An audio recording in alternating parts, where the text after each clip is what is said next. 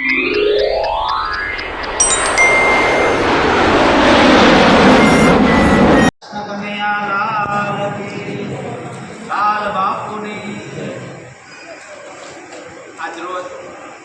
બધેધડ ગામને આંગણે અને પૂજ્ય બાપુના સાનિધ્યમાં ગાયત્રી માના આશ્રમની અંદર મને વાણી પવિત્ર કરવાનો અવસર મળ્યો છે. એ બદલ આપનો ખૂબ આભાર અને બાપુના ચરણોમાં વંદન. સંતોની હાજરી છે. અનુ બાપુ, મુકેશ બાપુને બધાએ સંતો અમારે ગોહિલવાડમાંથી વધાર્યા છે. એટલે સોનામાં સુગંધ મળે છે. હું ગોહિલવાડમાંથી આવું છું. મારું ગામ સમઢિયાળા ગંગા સતીમાનું જેના ભજન સાંભળો છો એ ગામનું વતની છું. અને પૂજ્ય બાપુએ પધરામણી કરી 26/2/26ના રોજ અમારે પછે ગામ મુરલીધર દાદાના મંદિરે. એ પછી અમારે ગોહિલવાડમાં એટલી શાંતિ અને બાપુએ નાથી જાહેરમાં એક જાહેરાત કરેલી કે કોઈ દારૂનું વ્યસન મૂકશે તો બાપુ પોતે તપ કરેલા 1100 મંત્રના એ ગુણગાન કરશે અને પાન માવો બીડી ગુટકાનું વ્યસન મૂકશે તો 501 ગાયત્રી મંત્રનું ગુણગાન કરશે. જોરદાર તાળીઓથી આપણે અને એતા અભ્યાસે ના મિલે વિના કૃપા ભગવાન. ભગવાનની કૃપા હોય તો તમે સારું બોલી શકો. પ્રિય બોલવું એટલે સારું બોલવું. પ્રિય બોલવું સજ્જનતા. સજ્જન થવું ભગવાનની કૃપા હોય તો થવાય, નકર સજ્જન પણ થવાતું નથી. પ્રિય બોલવું સજ્જનતા દાતારી. દાતાર પણ ભગવાનની કૃપા હોય તો થવાય. પ્રિય બોલવું સજ્જનતા દાતારી સુરપાન. એતા અભ્યાસે ન મળે. એ ભણવામાં ન આવે કે આપણે આને ભણાવી દીધું ને દાતાર થઈ ગયું એવું ન બને. કંડક્ટર બનાય, કલેક્ટર બનાય, ડ્રાઈવર બનાય, ભગત ન બને. ભગત જન્મે, સુરવીર જન્મે, દાતાર જન્મે, સખીઓ જન્મે, સુરા જન્મે અને ભક્તો જન્મે. એના ટ્યુશન પૂછ્યું. એવા સંતોના સાનિધ્યમાં ભેગા થાય છે ત્યારે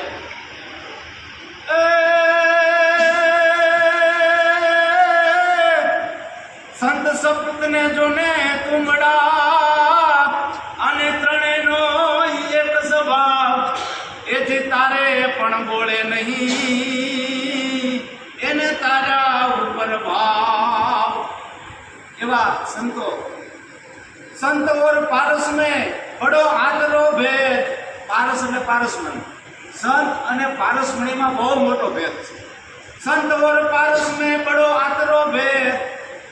पारस लोहे को कंचन करे और संत बनाया સમાન. પારસમણી છે એ તમે લોઢાને અડાડો તો એનું હોનું બનાવી દે, પણ એને પછી પારસમણી ન બનાવી શકે, એના જેવું ન બનાવી શકે.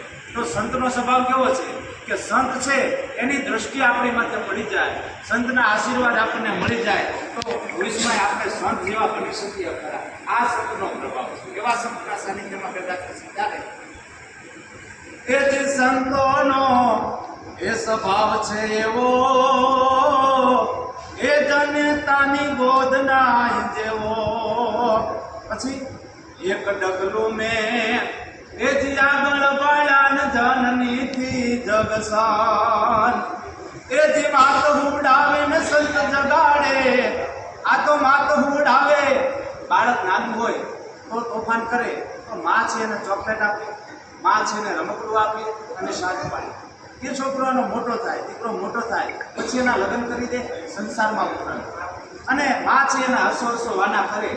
પણ ભવિષ્યમાં એને ધંધો થપાટ મારે, એને કોઈ સમાજ થપાટ મારે, એકે કોરનો ન રહે તો પછી એ માના ખોળામાં જઈને પાછો રોઈ નથી શકતો. શું કામ કે મોટા કરીને માં કે અમને ખોળેથી કહતા કર્યા, હવે ખોળો ખુંદવા માં કરીને બાળક કાગડા. પછી માના ખોળામાં જઈને રોઈ નથી શકતો તો શું કીધું? તો તું સંતના ચરણમાં વહી જા. શું કામ? એક ડગલું મેં એ જ આગળ બાળાન જનનીથી જગસાન. એ જ માત ઉડાવે ને સંત જગાડે, એ તો ભેળવી દે ભગવાન. એ આ સંતોનો એ સ્વભાવ છે એવો, આ જનેતાની ગોદના જેવો. આ બધું ક્યારે બને કે ધરાવીને ધાનના નીપજે, પૂરવીને માળું ન હોય, જેસર જખરા નીપજે, જેની માં ઓથલ પદમની હોય. સારી ધરતી હોય તો સારું અનાજ થાય, એમ સારી જનેતા હોય ન્યા સારા સંતાન. જીજાબાઈ ન હોત તો મને તમને શિવાજી ન મળે, કૌશલ્યા ન હોત તો મને તમને રામ ન મળે, દેવકી ન હોત તો મને તમને મારો તમારો બાપ કૃષ્ણ ન મળે, અને અંજલિ માતા ન હોત તો મને તમને હનુમાન ન મળે. ધરાવીને ધાનના નિપજે, ઉડવીને માળું ન હોય, જસળ જખરા નિપજે, જેની માં હોતલ પદમની હોય. બાપુ, હું ઘણી વાર કહું છું કે આ દેશનો પુરુષ જ્યારે મૂંઝાણો છે ને, ત્યારે આ દેશની શક્તિ આવી આવી. સ્ત્રી છે એ શક્તિ છે. નારીને નિંદો નહીં, નારી નરની ખાણ, નારીથી નર નિપજે. રામ લક્ષ્મણ ધ્રુવ અને પ્રહલાદ સમાન નારીને નિંદો નહીં. નારી છે એ નિંદવાની વસ્તુ નથી. નારીના કોઈ જોશ ન હોય, સ્ત્રીઓની કોઈ મશ્કરી ન હોય, કારણ કે નારી હતી એવી સતીઓ હતી. માં જશોદા જેવી સતી હતી, માં દેવકી જેવી સતી હતી, કૌશલ્યા જેવી સતી હતી. ત્યારે મને તમને રામ, કૃષ્ણ, ધ્રુવ અને પ્રહલાદ મળ્યા. જ્યારે આ દેશનો પુરુષ મૂંઝાણો છે, ત્યારે આ દેશની શક્તિ આડી આવી છે. હજી નાથી આગળ જ્યારે દેવ મૂંઝાણા છે, ત્યારે દેવી આડી આવી. દેવોને રક્તબીજને મારવા માટે માં કાળીનું રૂપ લે, મહિષાસુરને મારવા માટે માં છે એ પાર્વતીનું રૂપ લે, રાવણને મારવા માટે સીતાજીનું રૂપ લઈને આવે, અને કૌરવોનો સંહાર કરવા માટે દ્રૌપદીનું રૂપ આવે. દેવો મૂંઝાણા છે ત્યારે આ શક્તિ આવે. એટલે અમારે સાહિત્યની ભાષામાં આ આર્ય નારીને લડાવતા બહુ સરસ મજાનું ગીત લખ્યું છે. આની ઘણી બે બાપુ હોઉં છું. કેવી છે આર્ય નારી? ધન મુખથી જાબાયની જા શિવાજી જન્મા હતા, તલવાર કેરી ધારથી હિન્દુ ધર્મ રાખ્યો હતો. પડકાર કરતી પુત્રને એ લડવાય રણ મેદાનમાં, એ યમ દેશની એ આર્ય રમણી, એ જે અમર છે એ ઇતિહાસમાં, ભાઈ અમર છે ઇતિહાસમાં. તળાજાની અંદર કેબલવાળા નામના એક રાજપૂત દરબાર થઈ ગયા રાજા, અને એનો બહુ સરસ મજાનો પ્રસંગ છે. એક દિનનો સમય છે, હોળીનો સમય છે, અને એભલવાળા છે એ પોતાના રાણીવાસમાં જઈ પોતાની પત્ની મિનળદેવી એના ગાઢ માથે રંગના છાંટણા નાખે. જોજો મર્યાદા કોને કહેવાય, ચારિત્ર કોને કહેવાય. આ દેશની આર્ય નારી હતી, એણે પોતાનું મર્યાદા સાચવવા માટે પોતાના જીવ દીધા છે. ત્યારે આપણે એને યાદ કરવા રંગના છાંટણા નાખ્યા, અને ત્યારે એ એભલવાળા બાપુનો દીકરો ચાપરાજ વાળો, અને 6 મહિનાની ઉંમર એને ઘોડિયામાં. આ દ્રશ્ય જોયું, 6 મહિનાની ઉંમર છે, સમજણો નથી દીકરો, પણ આ દ્રશ્ય જોયું અને કડ સુધી જે એને કપડું ઓઢેલું હતું, બે હાથે પોતાનું મોટું ઢાંકી દીધું. આ દ્રશ્ય જોઈ અને એભલવાળાના પત્ની અને ચાપરાજવાળાના માએ એમ કીધું, દરબાર તમે મશ્કરી કરી છે, દીકરાને વાળતા મશ્કરી કરી છે, મર્યાદાનો ભંગ કર્યો છે. જોજો મર્યાદા કોને કહેવાય. આ ઇતિહાસ શું કામ આપણે વાગળવા પડે છે, આ શું કામ આપણે બધાને યાદ કરવા પડે છે. આ બલિદાન દીધા છે ત્યારે યાદ કરવા પડે છે. તો કે એ ક્યાં સમજે છે, એની ઉંમર તો 6 મહિનાની છે ને, પણ કે ભલે 6 મહિનાની હોય, પણ એ તમે મર્યાદાનો ભંગ કર્યો છે. પછી હું છું આ કરી લખાણ. એ ભગ ગયો નિજ ઓરડે અને ત્રિયા પર અલ્પ હાસ્ય કર્યું, એ પોઢેલ ચાપો પારણે અને વસ્ત્ર મુખ આગળ ધર્યું. પછી હું છું કે જુબાન કરડી જોગ માયા અને સીધાવી સ્વર્ગવાસમાં.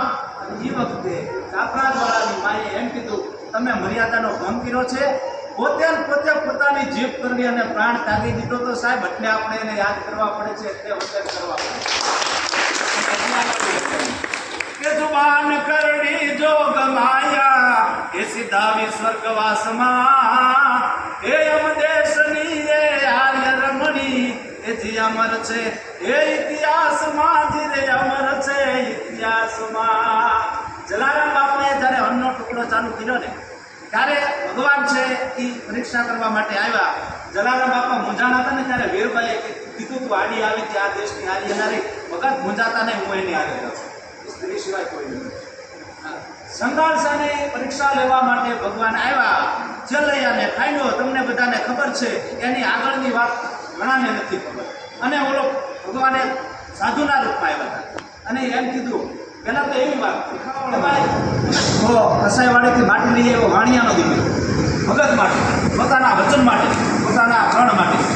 તો કે આ શાની માટી છે? તો પશુની. કે એ સાધુ હું નથી, એ હું અઘોરી છું, હું તો માણસની માટી ખાવાવાળો. જોજો સ્ત્રી શું કરી શકે. અને ત્યારે એમ કીધું કે હવે માણસની માટી તો કોણ આપે? જેવી આ દેશ કે આ જેલીઓ શું કામનો છે? તું સ્ત્રી બોલી છે, પુરુષ ન બોલી છે. જલિયો શું કામનો છે? જલિયાને ખાંડ્યો, માથું કાઢ્યું, પછી પીરસું રાંધી, પછી રાંધવા જમવા બેઠા ત્યારે કીધું કે હવે તમારે કોઈ સંતાન છે? સલાહ છે કે હવે બાપુ નથી, તો હું વાંજેના ઘરનું ખાતો નથી. જોજો પરીક્ષા.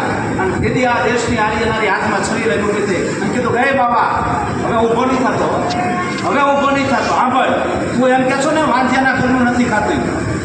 એ બાપ જાણી તને કહું છું બાબા, અને મારે પેટ છે મહિના 4, મારા પેટની અંદર 4 માસનું બાળક છે.